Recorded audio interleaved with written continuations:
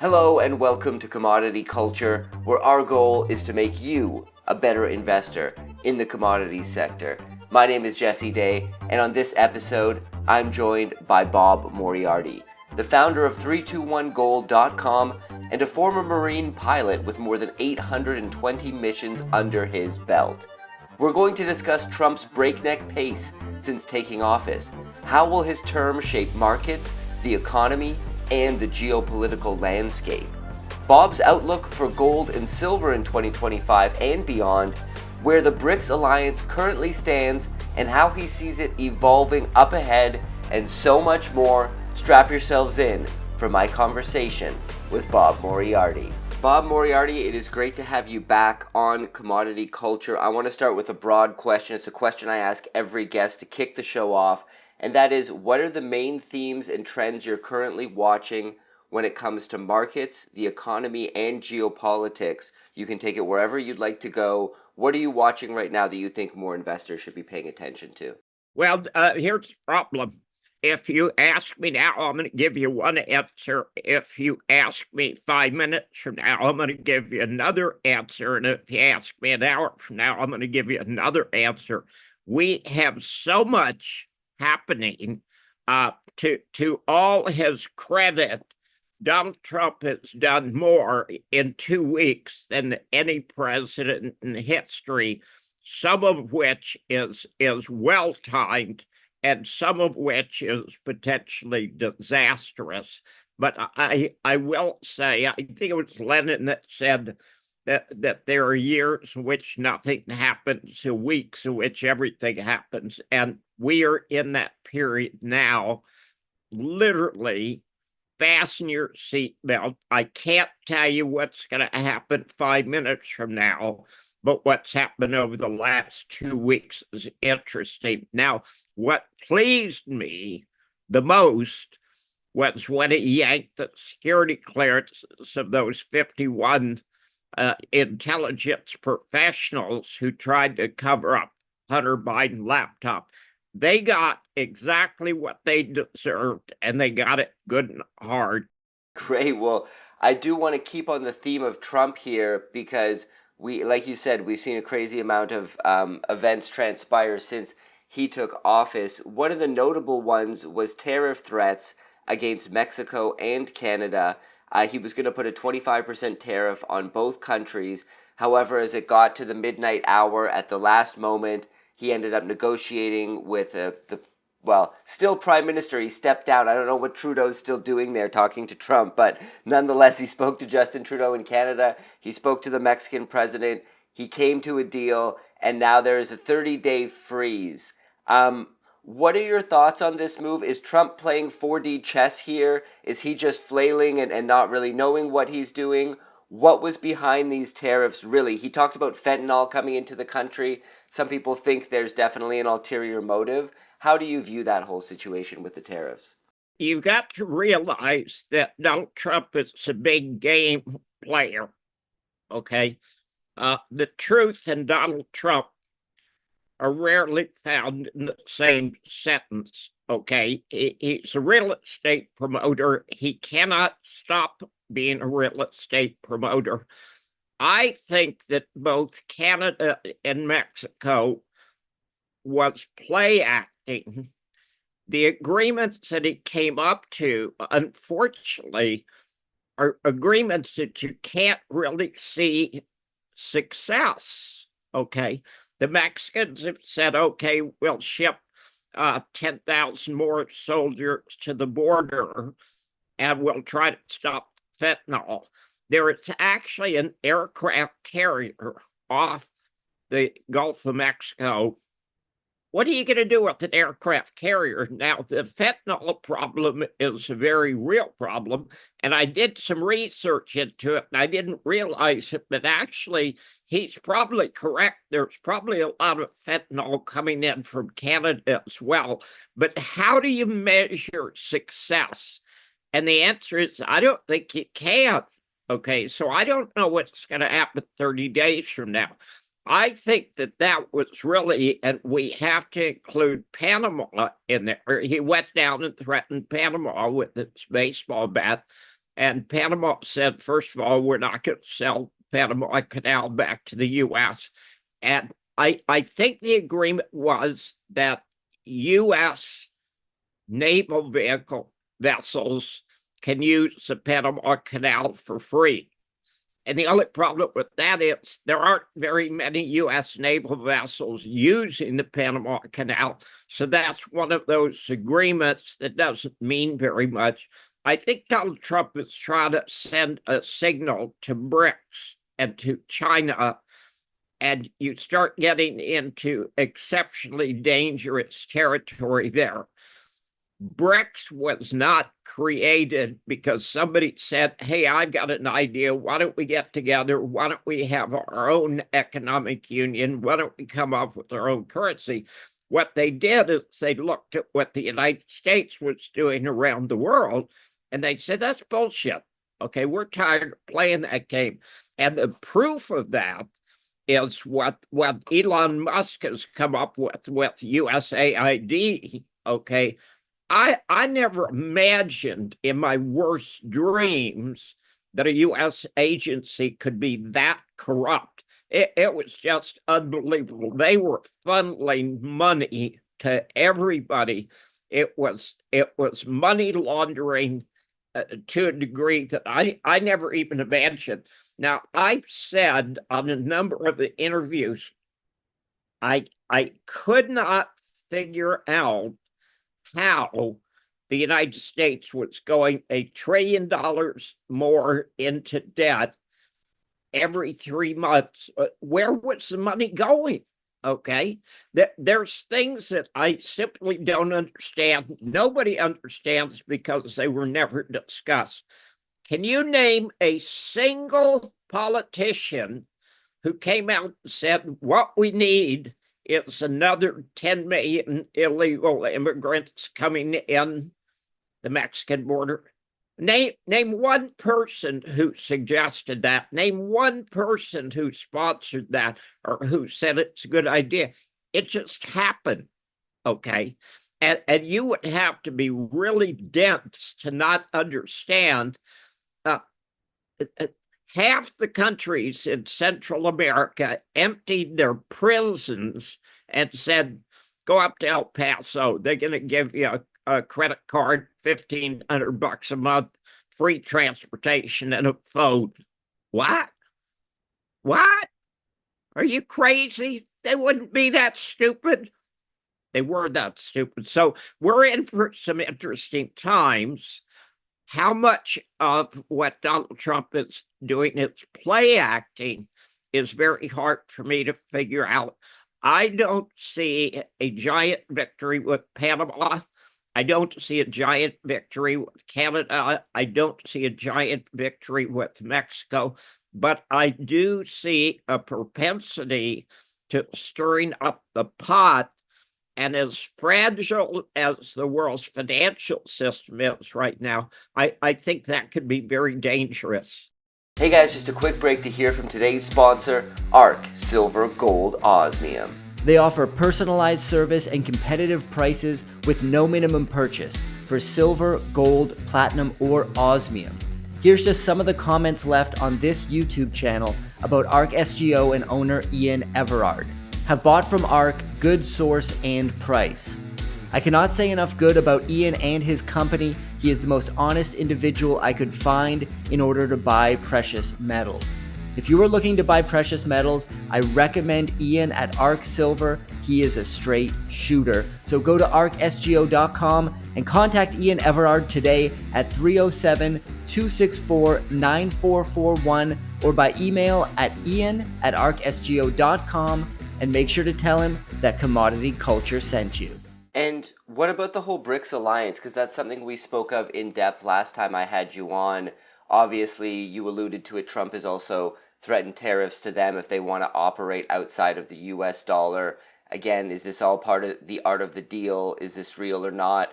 Do you think those sorts of threats would accelerate the BRICS agenda and cause them to actually come together even more? Or do you think it will give them pause when it comes to potentially making a trade currency outside the US dollar?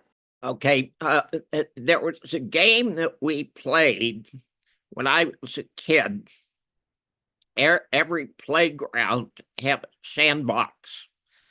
And the boys would get together and they would play King of the Sandbox. And what you would do is you would jump in that sandbox and throw all the other kids out. And if you could throw all the kids out of the sandbox, you were the king of the sandbox. And the unfortunate thing was there was always a bully. Okay, and the kid was 50 pounds bigger than the rest of us, 4 inches taller, and he was mean and stupid and fat. And the bully would push everybody out of the sandbox. So the rest of us, skinny little kids like me, got together and said, here's all we have to do. All we have to do is work together. And individually, we can't push them out of the sandbox, but together we can push them out of the sandbox. Now, whether you love Trump or hate Trump, Trump is a bully. Okay. When he takes on BRICS, he is not taking on Panama. He's not taking on Mexico. He's not taking on Justin Trudeau. He's taking on 40% of the world's economy. And these people are pissed at being pushed around by the United States. So are they going to react to it in a positive way for the United States? Of course not. Okay. And when he starts messing around with Putin and threatens Putin with his baseball bat, Putin's going to take that baseball bat and shove it up his ass. Yeah. Now, you mentioned economic consequences coming from these actions that Trump is taking. When we look at the debt and deficits in the U.S., obviously, this is a massive issue. As you mentioned, the amount of debt that the U.S. takes on a regular basis, the amount that's just needed to cover the interest expense on the debt, not to mention off-balance sheet entitlement spending. How do you see that all coming to an end at some point? Because we have the Department of Government Efficiency. This is supposedly they're going to come in and highlight wasteful spending, which they have with U.S. aid, as you mentioned. But this is small peanuts when we're talking about a few $100 million here or there when the debt is at the level it's at. What is going to happen under Trump? Is the debt issue going to be addressed at all? Here's what we're facing. You did an excellent job of talking about Elon Musk and his crew. What nobody wants to talk about is the president doesn't actually have that much control over that many areas of the budget. Now, Elon Musk has come out and said, okay, we're going to do this and this and this and this and this. And if we're really good and we're really lucky, we can cut the deficit by $1 trillion a year. Well, the unspoken part of that is, but the other $1.5 trillion or $2 trillion in deficit just gets added to the deficit. The United States is bankrupt. Nobody wants to use that term, but it's that simple. The United States is bankrupt. We are making promises. We've been making promises for the last 80 years that we cannot fulfill. Okay? Social Security, Medicare, Medicaid are broke. We're spending an absurd amount of money on defense, and we can't afford it, and interest rates are going up. The United States is bankrupt. We need to address that issue first. And while I salute Elon Musk and his crew for reducing the speed of the bankruptcy, they're not changing the fact of the bankruptcy. They're just saying, well, the bankruptcy is not going to happen quite as fast as it would have happened otherwise. BRICS is going to be empowered by any threats, and all of the relatively non-aligned nations who are not part of BRICS now are going to say, we got a really good idea. After listening to Trump threaten Panama, after listening to Trump threaten Canada, after listening to Trump threaten Mexico, we're next. Why don't we join BRICS? Okay. Now, when BRICS controls 80% of the world's economy, they're going to kick the fat guy right in the behind. They're going to kick him out of the sandbox. The United States needs to come to the grips that it is not the exceptional nation, it is not unipolar, and we don't get to make all the decisions in the world. We're doing things that are so stupid. What exactly gave the United States the right to ethnically clean 2 million people in Gaza and force Egypt and Jordan and Saudi Arabia to take them? I never heard of that, okay? And Trump wants to turn it into a seaside villa. That's insane, okay? We need to sort out the Middle East, and you cannot sort out the Middle East as long as you're shipping 2,000-pound bombs to Israel. So we've got some very real issues which are being ignored, and we've got some meaningless issues, like such as Mexico and Canada. I was just shocked. I understand there's differences. This idea that we somehow are subsidizing Mexico and Canada to the tune of billions of dollars a year, that's crazy. We're not. I want to talk about gold and silver here. Obviously, we're seeing great performance out of gold, continuing to hit new all-time highs, at least in nominal terms. It looks like things could be headed to 3,000 here. We're over 2,800 as we speak, and has been for the past few days. What do you see as the main catalysts that have brought us here? And are we still in the early stages of a long-term bull market in the precious metals? How far do you see this going? Well, one of the things that really nobody's speaking about, I'm a little bit disappointed because they should be speaking about. There's 3 ways to create wealth. You can grow it, you can manufacture it, or you can mine it. Every other occupation gets its income from one of those 3. Now, at the time of the Great Depression, 1929, mining was 29% of the Dow Jones. Right now, it's 0.5%. Trump recognizes we've given our manufacturing capability away, and his excuse for the tariffs is 1, to raise income, and 2, to give protectionism to American industry. It's going to take 25 years to rebuild the United States as a manufacturing giant. And that's if you do everything right, okay? The United States does happen to be very efficient in agriculture, okay? And there isn't very much you can do there to increase the national wealth. However, the one thing that you can change that would have a tremendous effect would be to reduce the red tape and the bureaucratic nonsense from the government on mining. And there's a lot of projects in the mining industry in the United States and Canada that are going to get fast forwarded, and they're going to go into production because we need to create wealth to offset the debt of the United States. So I actually see everything across the board. China has just put another 5 critical metals on the do not ship to the U.S. list, okay? We keep screwing with China, we're going to find out they're not going to ship anything to us but noodles and rice.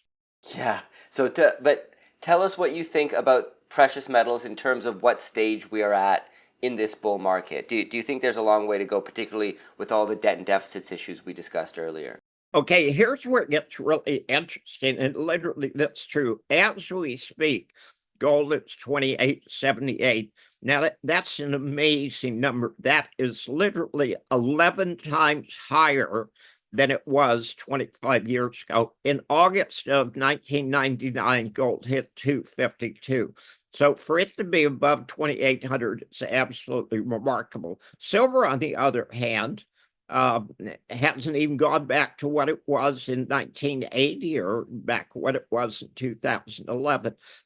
Platinum, which has always had a premium to gold, has been selling at a discount to gold. So I actually see somebody, almost certainly China, but almost certainly central banks, recognize the perilous state of the world's economy, and they're loading up on gold. Now, in relative terms, I think you'll see higher advances in silver and platinum and palladium, copper and zinc, and things like that, because those are still real commodities. So gold is probably a little bit overpriced, but where are we? We're very early in the position, okay? The resource stocks, you got to understand there's war going on between the debt-based system of the West and the resource-based system of the East. And the BRICS nations want to see higher real prices for commodities, and I fully support that. So gold has had a tremendous move. It'll probably continue higher. I think it was Bank of America just came out, Chase Manhattan just came out and said they see $3,000 gold this year. Hell, we could have $3,000 gold next week. And what about the silver market? You touched on it there, that it hasn't gone close to its previous dual all-time highs, especially if we look at it in real terms. It is very far away from that. I think $50 in 2011 is quite a bit more than that now. There's a big story about silver's industrial use. Do you think that will play a role? And I've spoken to some guests who believe that silver's lost its monetary value at this point. It's strictly an industrial commodity. Central banks are not accumulating silver. What are your thoughts there? Central banks are not accumulating silver, but they're going to. Okay. Now, what I really see, and it's what I'd like to see the BRICS do, or China do, or Russia do, is to go back to a monetary-based economic system, okay?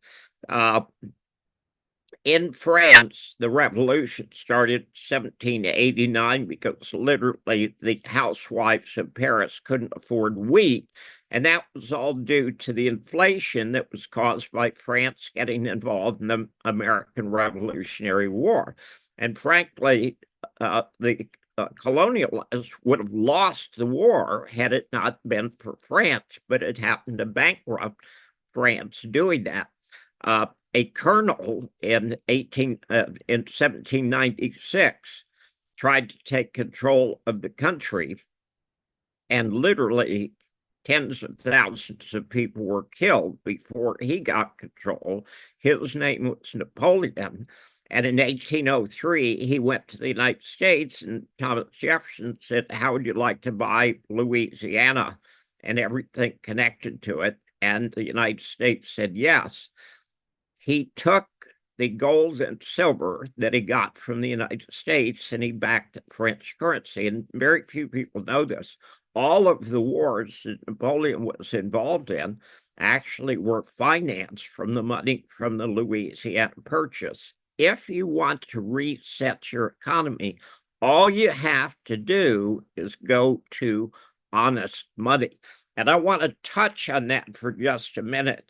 Lawrence Lepard has just written a really excellent book talking about the problems of the United States and the world, okay, caused by excess inflation, caused by excess money printing. And he wants us to go back to real money. Unfortunately, he calls Bitcoin real money, okay? One of the key aspects of money, and part of the definition, is that it be something of sound value. Now, just this week, okay, somebody came out with a report, sent it out to all its subscribers, and he said, "Oh, by the way, in December, the Chinese came up with a new AI program called DeepSeek. And that's going to be a big threat to NVIDIA because you don't need the NVIDIA chips. They did it through software manipulation rather than hardware manipulation. And that, of course, is another reaction. The United States says, China, we're not going to send you the most advanced chips. China says, screw you. We got some smart guys writing code, so we're going to get around your restrictions. And that's exactly what happened. NVIDIA dropped $600 billion in one day. And what everybody has forgotten is that a lot of the cryptocurrencies, one of them that I follow is XRP. XRP dropped 30% on Monday. What did it do on Tuesday? I don't follow XRP. You're a smart man, okay? On Tuesday, it went up 31%. So if XRP dropped 30% on Monday, what happened to the bulls who had margined accounts? What happened to them? They got wiped out. Okay. But you could say, well, the bears, okay, they made a lot of money. What happened to them on Tuesday? Well, XRP went up 31%. Okay, so on Monday, the bulls got creamed, and on Tuesday, the bears got creamed. Now tell me that something that changes 30% one day and 31% the opposite the next day, tell me that's a store of value, and it's not a store of value. Now, let me give you a symptom of what you're going to see at the top. Did you happen to come across fart coin?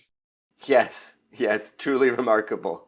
Somebody took a cryptocurrency that anybody could do, and he said, I got an idea. I'll come up with a cute name and see how many people are stupid enough to buy into it. And now we know the answer, okay? Fart coin, which is nothing but a cryptocurrency with a really cute name, had a market value of $1.5 billion. Okay.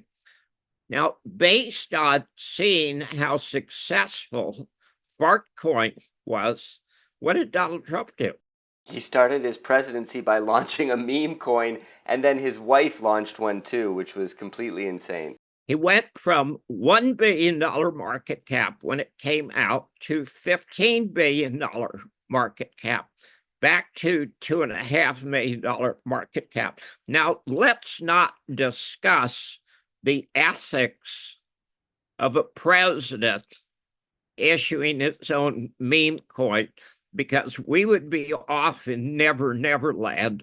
That would be right up against the stop of the most corrupt thing that I can possibly imagine. Somebody literally made billions of dollars, and frankly, I'm afraid to ask who it was. Yes, I completely agree with you that we need honest money again because of all the issues you've outlined. I want to also talk about the gold mining space, because one of the main topics that's come up on this show that came up recently at the Vancouver Resource Investment Conference, a big theme was people discussing the valuation gap between gold and the gold miners, because even when you look at the majors like Barrick and Newmont, nowhere near all-time highs, and then if you go down the chain to the developers and the explorers, there's an even more stark contrast for the most part between the metal and the miners. Why do you think that valuation gap exists, and what do you think could be the catalyst that will close that gap? Okay, that's two questions. So I'll answer the first one. What caused it? People are stupid. Yeah. The greatest book on investing ever written was called Extraordinary Popular Delusions and the Madness of Crowds. And it was written about 175 years ago. And yes, I just bought that book. It's sitting in my bag right now, so I'm looking forward to reading it. You need to take it to bed with you, and you need to memorize it. It is the best book on investing ever, but it's very poorly written. It jumbles around. It talks about a lot of different things, and eventually you can come to the conclusion, people are dumber than rocks. And that's exactly what the book is about. And frankly, they are dumber than rocks. They will invest $1.5 billion into Fartcoin. They will invest $15 billion into the Donald Trump meme coin. Now, I like a lot of the things Donald Trump is doing. I would marry the border czar if he was available. But I'm told he's not. And there was this real cutie, the little 27-year-old cutie, his spokesman for the White House. I couldn't marry her because you know that if you married her, you would lose every single argument. But back to part two of your question, what's going to change that? And this, you can go to the first page of Extraordinary Popular Delusions in the Madness Crowds, and it talks about people lose their sanity in groups, but they regain it one by one. There are so many extraordinary stocks out there right now, okay, selling for pennies, literally, and that's going to change. When people wake up to the fact that Bitcoin is a problem, it is not a solution, and when they wake up to, wait a minute, NVIDIA just lost $600 billion up. That's a lot of money, okay? I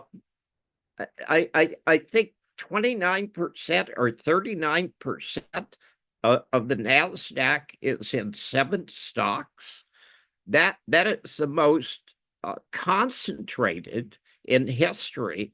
The stock market is the most overvalued in history. Now, where do they expect it to go from the most overvaluation in history? And I'll tell you where it's going to go, and it ain't going to go higher. It's going to go lower. So the world's financial system is an egg sitting on a pin, and it's starting to wobble.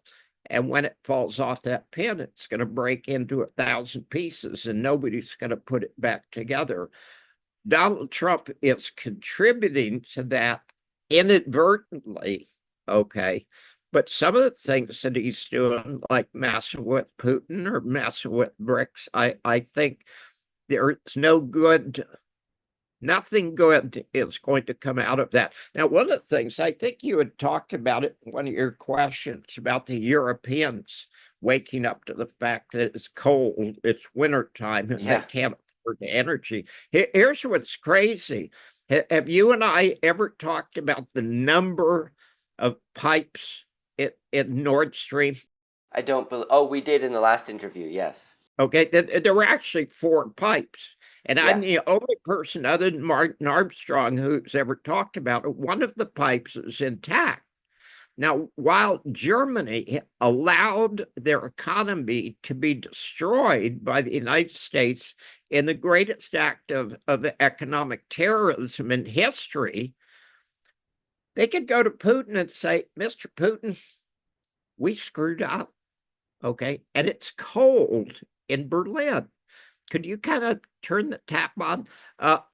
Strange enough, and there's been some really interesting reports about this, the Europeans are buying more energy from Russia now than they were prior to the invasion of Ukraine. However, the energy that they're buying has been transshipped to China and India, and they're paying 50% or 100% more for it. The Ukraine war is easily the dumbest war in world history. There was no reason for it. There's nothing to gain.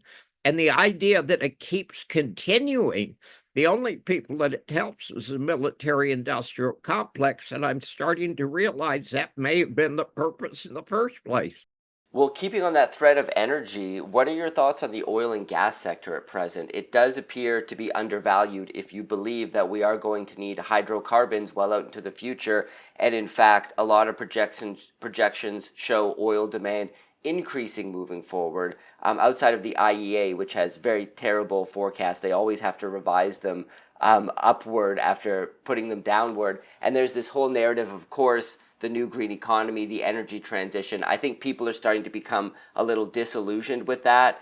And I think there's been too long period of underinvestment in the oil and gas sector, a lot of funds divesting themselves of it for ESG concerns, etc. But I think we're going to need more energy than ever. Do you agree? Do you think oil and gas is undervalued at these prices? The equities specifically? How would you like to see $300 oil? You think we'll see $300 oil? We could. Okay, I'm not saying, well, I'm saying we could. Here's why. 22% of the world's energy travels through the Strait of Hormuz. The United States and Israel have been threatening Iran for years. There is a fictional nuclear program. It's fiction. Okay. Netanyahu was saying 30 years ago that Iran was only months or years away from a nuclear bomb. Iran has no nuclear bomb, has no interest in a nuclear bomb. And Israel and the United States, there's a very good chance that they will attack or they will at least threaten Iran. But Iran holds 5 aces in their hands, okay?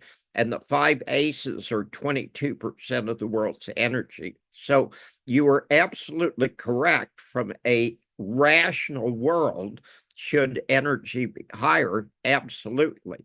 Could it go catastrophic literally overnight? You could nuke 90% of Iran. It wouldn't change anything. I could take a squad of Girl Scouts and shut the Gulf of Hormuz with a pickup truck full of weapons. So we're messing around in a playground that we don't want to play in. And I would far rather see Israel and the United States say, why don't we see what we can do to have peace in the Middle East for the first time in 80 years? One of the things, we hadn't even touched on this, the refugee crisis in Europe, which is a very real crisis, is pretty much caused by wars that the United States and Israel have started. There's some economic refugees from North Africa, but Syria, Lebanon, Iran, Iraq, Pakistan, Afghanistan, all of those are wars started for no purpose whatsoever. And there's 3 things that can happen. Somebody comes in and bombs you. One of 3 things happen. You can die. Okay, a lot of people have died. You can leave. A lot of people have left. Or you could fight back. And the guys who fight back tend to be the most radical. So what you do, and Afghanistan's a perfect example, the USSR came in and put their thug in charge, and the locals didn't like that, so they fought back. And then the United States says, well, we need to fight those nasty old Russians, so they armed the Taliban, and then Russia got booted out, the Taliban took over the United States. That's been going on for 40 years. Okay, that is totally insane. Who is better off? The answer is nobody. We need to stop the stupid wars. The wars are most of the reason the world is bankrupt today, and we cannot afford them, and we cannot afford the level of government that we have. And I would like to see that change. I would end a stupid war. Any questions you got about stupid wars? I'm an expert. Fantastic. Well, I would love to actually just pull on that thread for one moment. When it comes to your own experience in Vietnam, what sort of insights did you gain that you can now apply to the geopolitical landscape when you're viewing other conflicts, such as what we're seeing in the Middle East, Russia, Ukraine, etc.? When you actually participate in a war, you realize how stupid they are.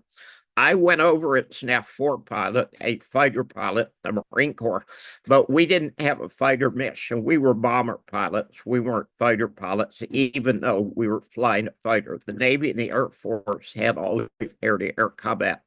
I did that from July of 1968 until November 1968. And then they were going to put me in a ground position. And the whole purpose of getting my wings as a pilot was I'm allergic to dirt. I mean, this idea of sleeping on the ground, are you kidding? You know, that's insane. Why would you want to sleep on the ground with its nice beds?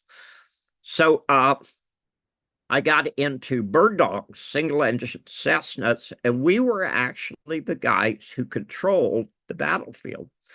When I took off in my bird dog, and I did 2 to 3 flights a day for 7 months, I was God. I decided who lived and I decided who died.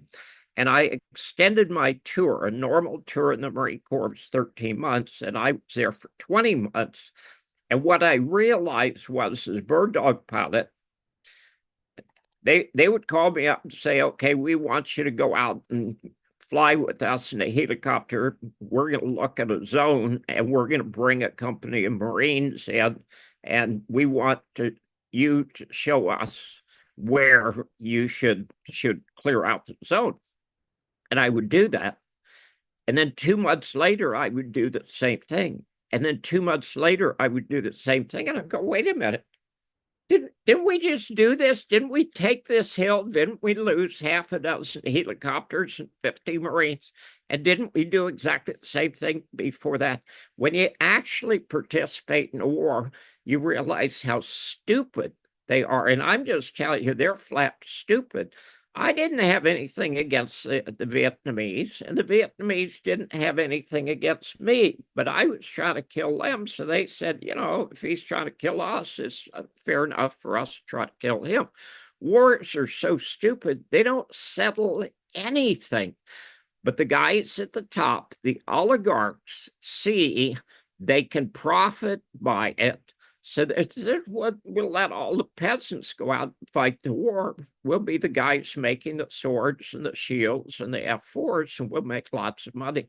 And that's still going on today. Some things like the F-35 fighter is easily the worst aircraft ever designed. It is the most expensive procurement system in history. I think the total cost is going to be $2 trillion over the lifespan of the aircraft. It has been totally superseded because of the missiles that both Russia and China have today, and it wouldn't last in combat for 5 minutes. So if you're going up against an enemy like Syria, or Lebanon, or Gaza, it's an effective aircraft. But if you're going up against an enemy like Iran or China or Russia, it wouldn't last for 5 minutes. However, and there's 435 congressional seats, and I think that there are F-35 programs in something like 380 or 390 congressional districts.